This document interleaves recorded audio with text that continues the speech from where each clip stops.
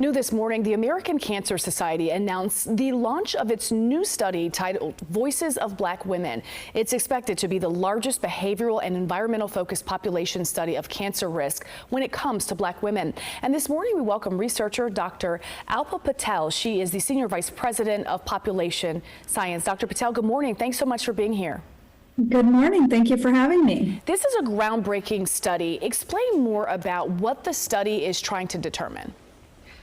So we're aiming to partner with 100,000 Black women who are between the ages of 25 and 55 and have never been diagnosed with cancer. And we'll collect a wide range of information about how these women live, where they work, where they play, and really understand the lived experiences of these individuals so that we can understand how those factors influence the likelihood that they may develop cancer or other health outcomes. One of the things I read in the news release is that Black women continue to have the highest death rate and the shortest survival of any racial or ethnic group in the U.S. for most cancers.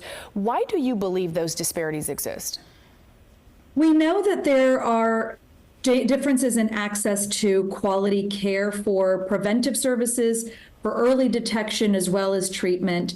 But there's a lot that we don't know. We don't know about how different environmental factors or lifestyle factors may influence that. We don't know as much as we need to know about where you live and how that can affect whether you live.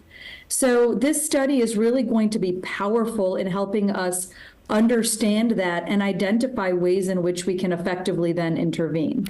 Dr. Patel, I have to play devil's advocate here. As you know, there is a general distrust between the African American community and medicine. How is it that you are going to recruit the number of women that you seek for this study? What is it that you will say to them to get them to ultimately participate?